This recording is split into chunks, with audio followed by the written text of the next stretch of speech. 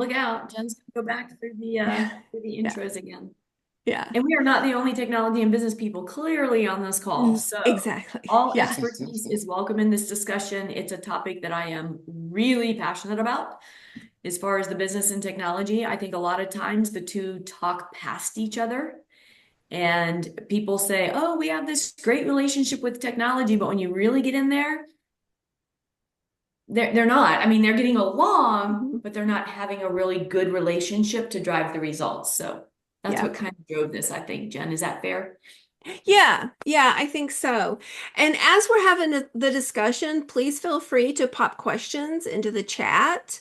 And then we'll have some time at the end for some additional questions as well. So I'm going to start out with a question to Mary Ann.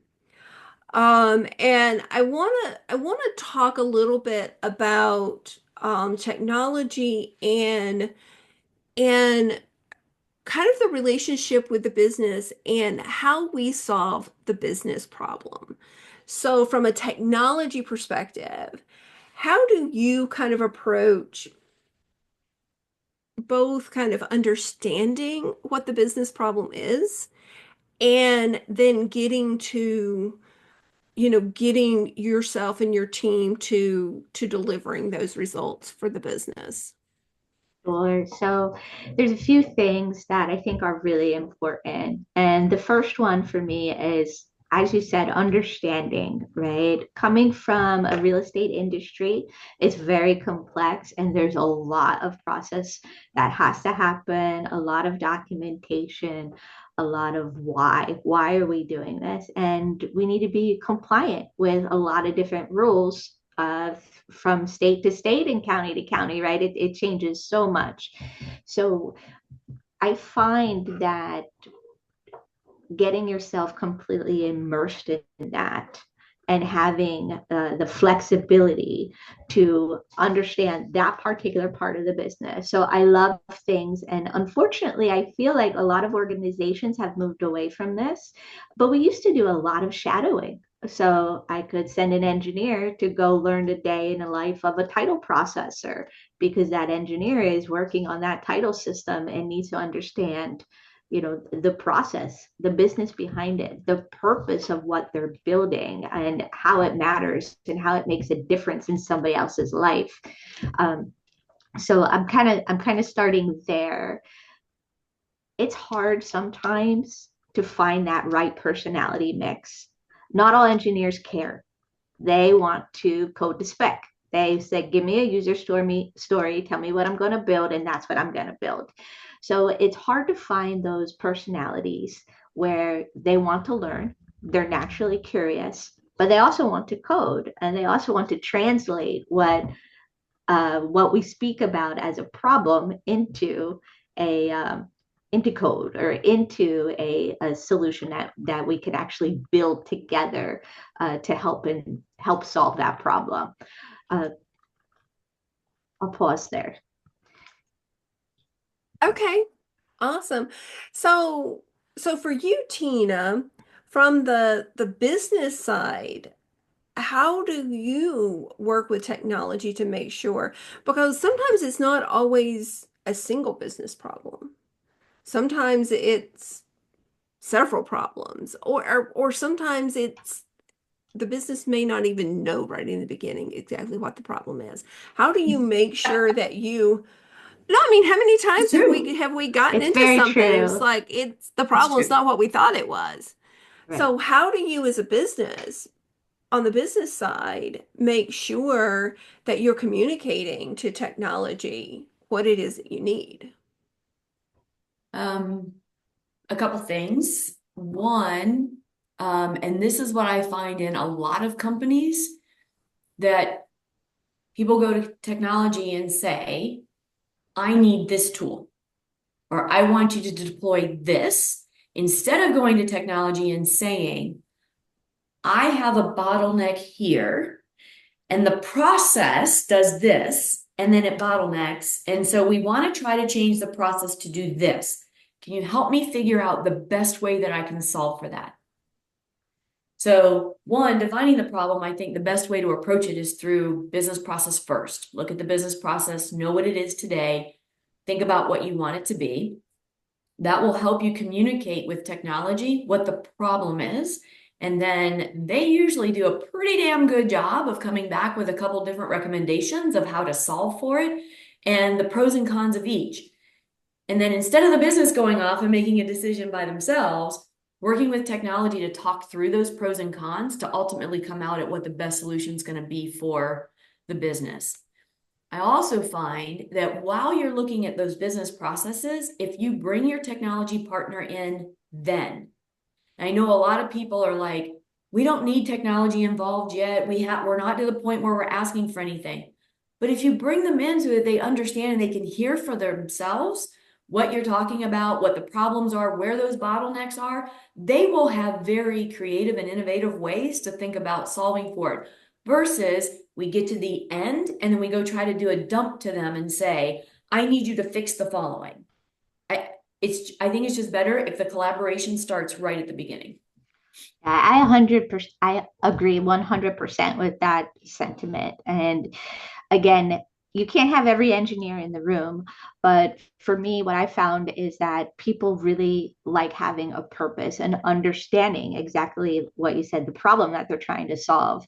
And as an engineering leader, I take that very much to heart that if I want to produce that right value, I need to make sure that I understand the problem as well as articulate that problem to the engineers that I work with. And this is the business need. This is why we're doing this. And I find that my team members that I've worked with throughout my career really appreciate that. And they know that their goal, their work, and their contribution is making a difference to help somebody purchase a house or do a real estate closing. So it's I agree 100%. So Pamela just put in the chat a really great comment that I want to point out. She said our team used to tell our internal clients, don't bring us solutions, bring us problems and we'll solution together.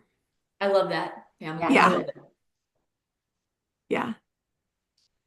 So how do we so what you guys are both kind of bringing out is a collaborative approach. How do we, it's not, we're gonna tell you what we need and then you're gonna tell us how you're gonna do it. It's a collaboration. Um, I think many of us came from that waterfall approach, right? What you just described is really that waterfall approach.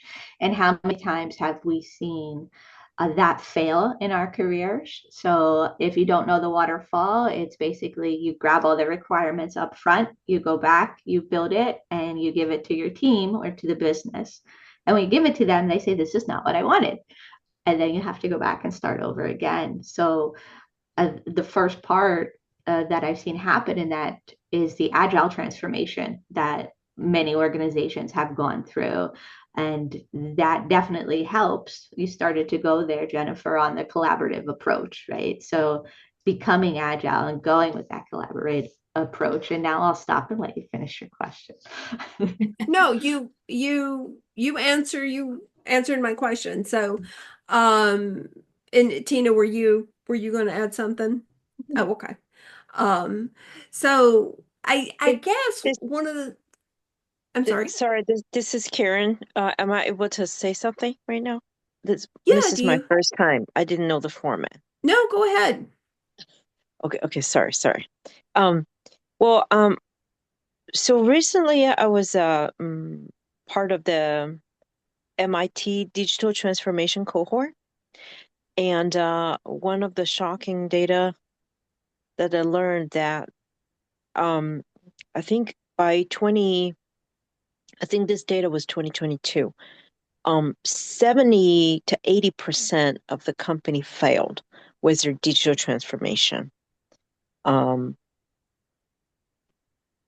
I think that was a fact. But, when we're discussing as a cohort, and I'm like, I've never seen any company succeed in the digital transformation. I mean, that probably should be the norm.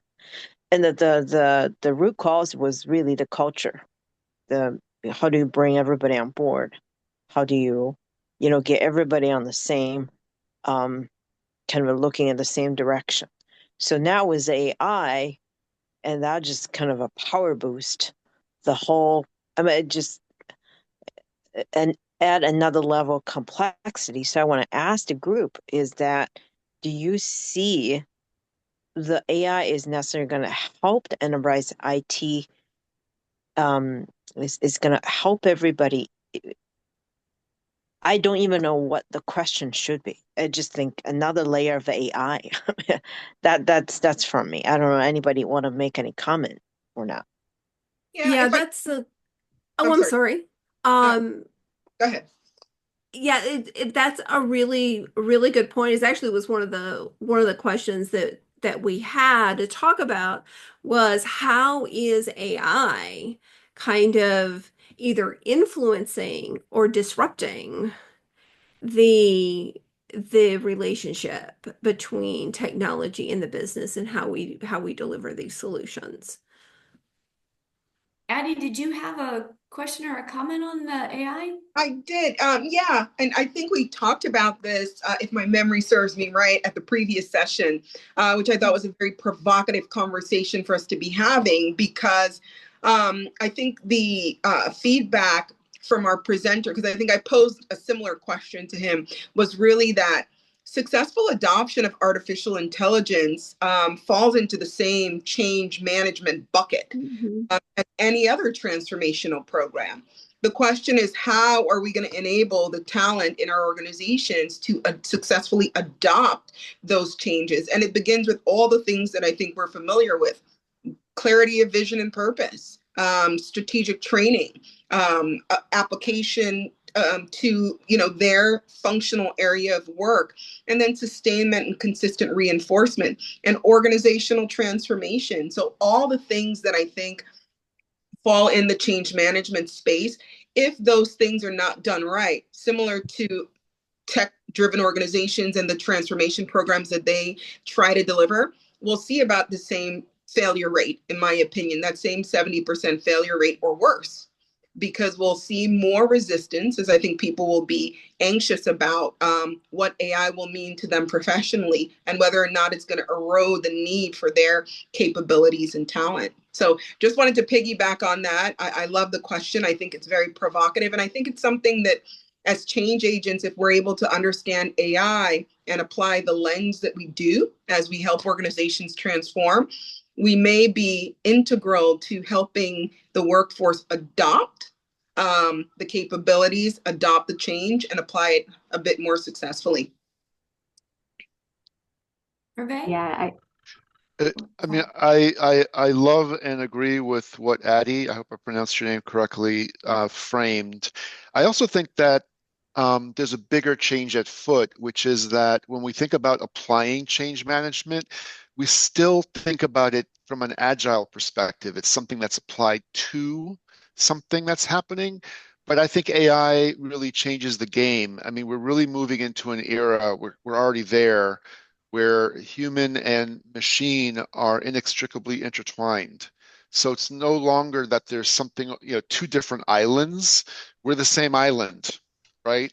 And so I think that changes the equation quite a bit in terms of success and failure, um, and also in terms of how do we get people ready for the change and how we deal with resistance to the change.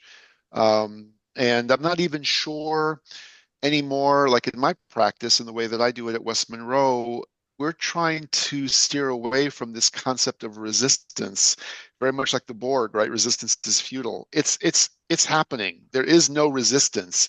It's all about upside. It's all about adoption. It's all about application. It's all about utilization.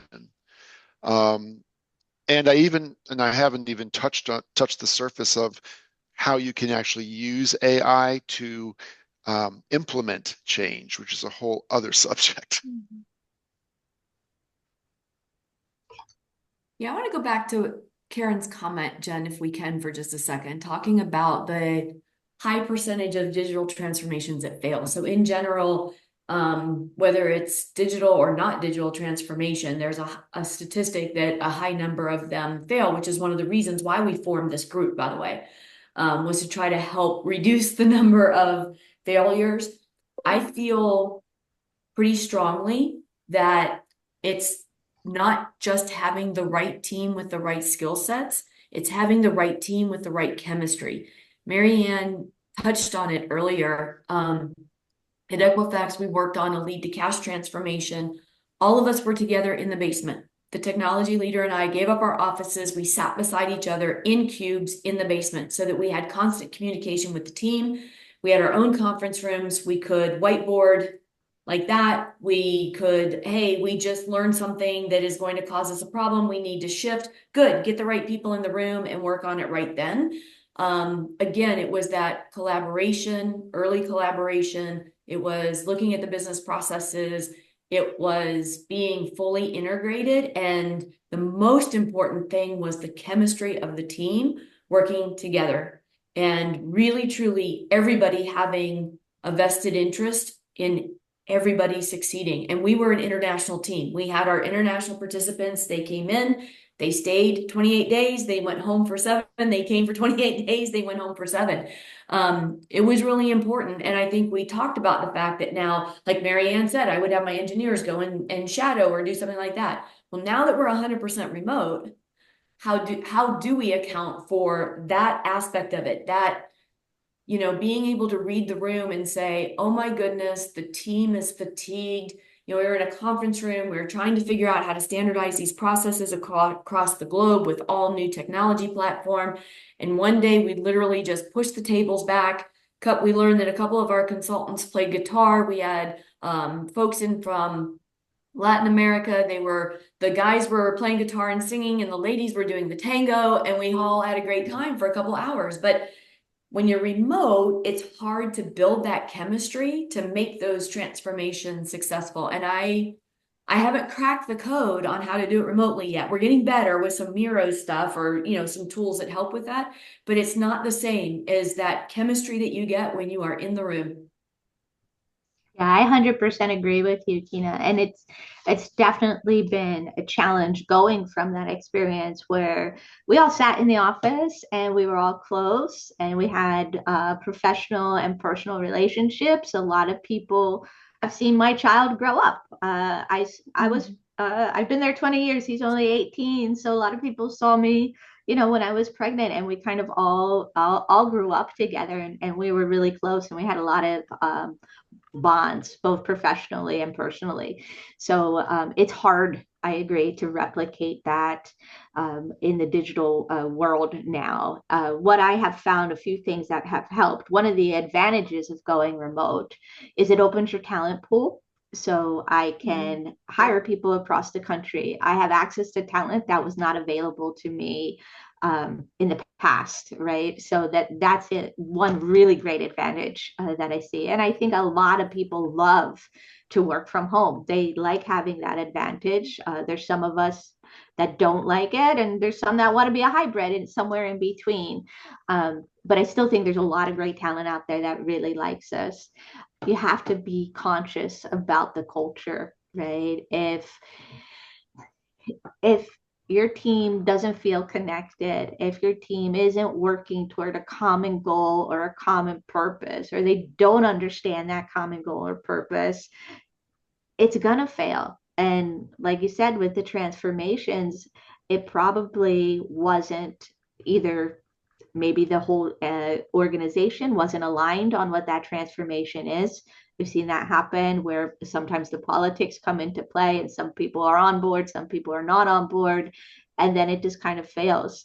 So you really have to make sure that both the top tier and that leadership team are well aligned on what it is that they want to accomplish for their company. That has to be very clear in order for it to succeed, in my opinion. And then you build that culture throughout your team, and you can press it down, and then it starts to change over time, and it will start to come up from the bottom. In addition, I wanted to add that having, I know it sounds kind of silly. We're doing it right now, though. We're building connections with each other. We're having a virtual event. You have to prioritize it. You have to give the time to do those exercises with your team, even if it's just a 30-minute coffee chat or water cooler chat, whatever you want to call it, just to connect with people on the personal level, right? How are the kids? How's the family? All we ever do is go from meeting to meeting to meeting. Let's take a break and let's see how you're doing. Let's talk about something else besides AI or besides our current software project that we're working on. The other piece that I think, Karen, getting back to your question, so I agree with you, Marianne, 100% there. But I also think that there has to be an element of accountability. And I think most companies are lacking the accountability, and we're lacking that at Cardis to a certain degree as well. So Marianne and I are teamed up at Cardis right now, which is how I met and got to know her talent and how much I enjoy working with her. But there has to be accountability. And I think in most cases where I have experienced projects not getting across the finish line, we're not holding people accountable. Dates are moving on project plans without a change request going into some sort of a committee to approve that it is able to move. Or with everybody seeing that this was a risk that came to fruition, now it's an issue, we have to address it. Okay, that means that we're going to do this, and this, and the date will change, and everybody agrees to that. I see a lot of just, oh, we missed the date, our new date is this. Doesn't work that way, right? There has to be some sort of accountability for people doing what they are like charged to do. For the measures, we fall short on having very clear measures of success on each of these projects. So we really don't know if we are falling short, or if we're like, what can I hold somebody accountable on if we don't have clear measures of success and we don't have a stake in the ground as far as what we're doing and when we're going to do it by. So that might be the harsher side of a successful transformation. But if the accountability isn't there, I just think what I have seen, and I have seen it at big companies, I've seen it at a SaaS company, and I'm seeing it at a mobility company that's a little bit smaller. If you don't have that accountability, the majority of your projects, whether they're transformational or your strategic initiatives or whatever, they're not going to get across the finish line 100% successfully. And So I do that, hold, oh, go ahead. no, go ahead. Go ahead. I was going to say, I do also, I want to hold some of the leaders accountable for that as well, Tina, Yep. because as a leader, if the people aren't changing, if they're not holding each other accountable, like you have to say it until you're blue in the face. I just thinking back to the agile transformation days, I had to say it till I was blue in the face over and over and over again. And just when you think everybody's got it, you have to say it again. And you have to say it again until they start coming back, or your team, your workforce starts coming back to you and saying, oh yeah, this is what we're doing. Right, wrong, or indifferent, everybody's not going to be there at the same time, right? Some people will hear a vision and they latch onto it, and this is great, let's go with that. And then you have those folks out there who you have to say it 50 times to until it sinks in, because they're too busy in their own work or their own circle at that point in time to stop and truly listen to you. So I think that making sure, again, I go back to this a lot, that vision and that what we want to be when we grow up kind of mentality is defined. And if that is defined, then I think that the goals are going to come into place, and those goalposts are going to stay where they're supposed to stay. I realize I asked a hot button issue. Thank you, guys. No, it's good No, stuff. It's great good stuff. question. Yeah. Right. And to get back to AI, I think AI is going to help us from, like, technology now has a new tool in their toolkit to help them, right? The flip side of that is now we've got tools, project management, change management, process management, right? We can leverage AI to help us be faster, more accurate in what we're doing. We can switch from reactive to proactive measurements on whether we're on target or not. I think it's going to enable us to actually be more successful in our transformations. I think it'll be a tool that we can really leverage to help accelerate some things. Yeah, I 100% agree. One productivity thing I'd like to share from my team, um, there are AIs out there that are specific to coding, right? So one example of that is GitHub Copilot, which is a Microsoft product. And we have adopted that as an organization for all of our software engineers. And people were really kind of resistant at first. And we did find that it made a lot of mistakes. It's not perfect, it's not meant to replace you. Um, and that part is the part that I think people are the most scared about. I'm going to lose my job because AI is going to take my job.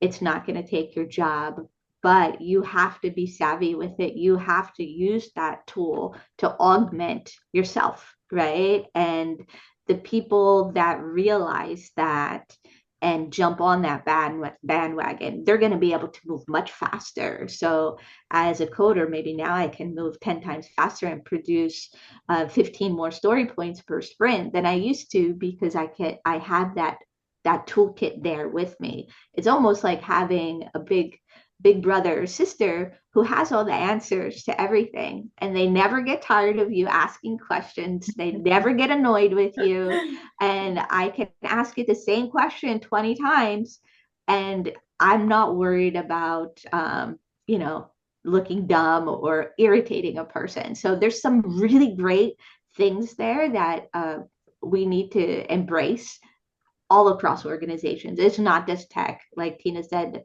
It's going to help improve project management, change management, so many things throughout the board. So Pamela has a question. So we're going to, Pamela, do you want to ask your question? If I can get unmuted, yes. Um, Tina, I want to reflect back to something that you were just saying, because I firmly agree that accountability and success measures are incredibly important to achieving the objectives and success for any project.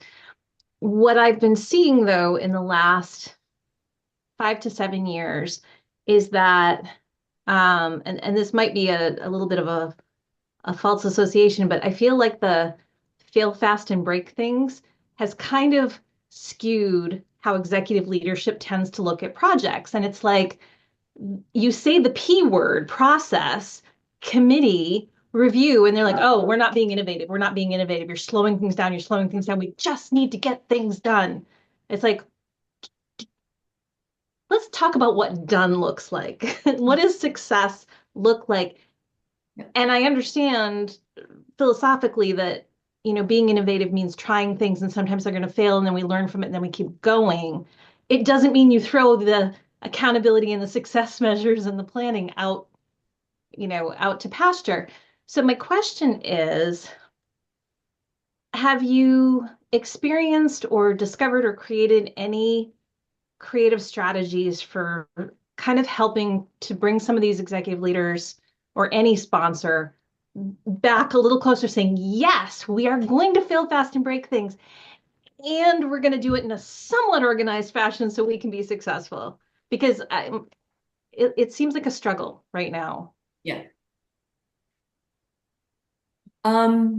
That's a tough nut to crack. It's a topic that has come up a number of times on our monthly calls too, around how do you kind of shape the executives, or how do you get them on board?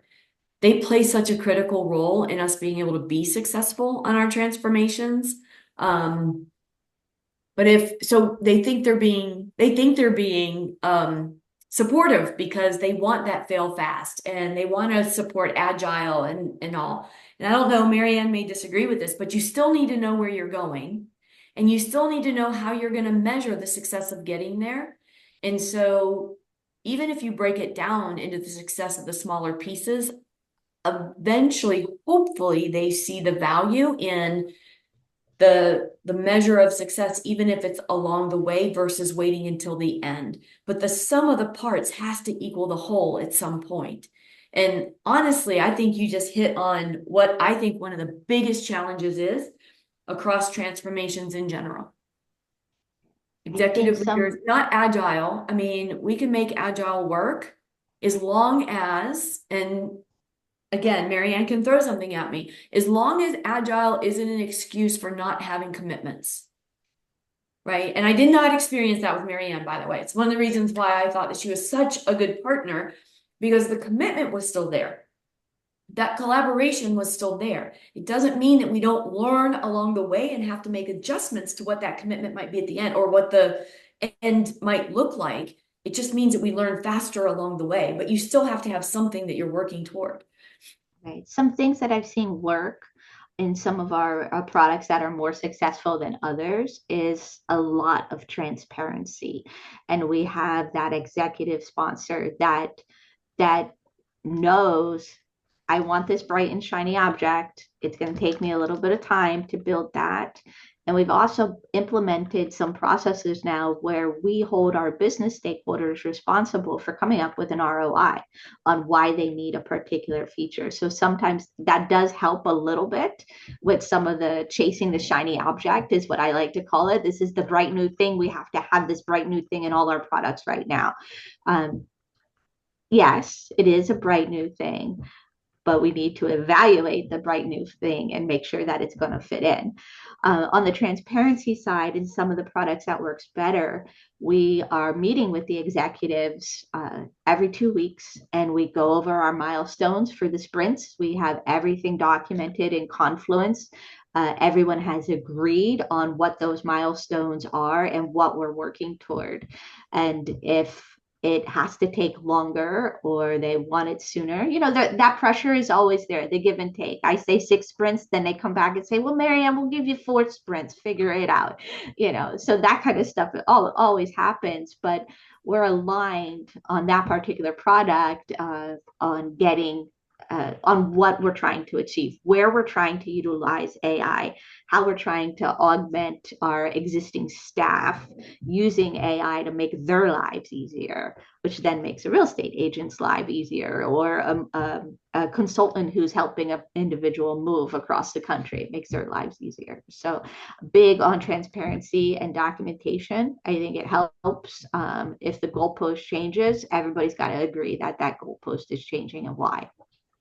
I have to agree to that. Just to add on to that, I think what some of the transformations I've seen fail is in finance. So if you're not transparent, you're not making the course corrections, and you can have executive sponsorship all day long, but if you're not delivering on your commitments financially, it's going to get killed eventually. So I know you try to, I've seen executives and even myself kind of talk about it's coming, it's coming, it's coming, but from a CFO's perspective, they want to see it sooner than later. The transparency is key. So I'd like to respond to Pamela's original comments. I think one of the reasons that we really need to mold the executives or change the perspective of the executives is that, from my observation of a small number of companies that I've worked with on large IT initiatives, the not only do the executives not really understand what success looks like, they don't understand what failure looks like either. So zombie projects probably represent over 50% of the digital transfer, large IT initiatives that have failed. These are projects that just keep on going, and there's no kill switch. There's no way to stop them. Yeah. And then they create an incredible amount of debt and complexity for future projects that need to be able to integrate these zombies, into the 100%. Yes. So Yeah. the communication has to be clear that that projects that are not clearly defined, not only on their success criteria, but on their failure criteria, are going to go off into never land and probably be bigger problems than they originally were.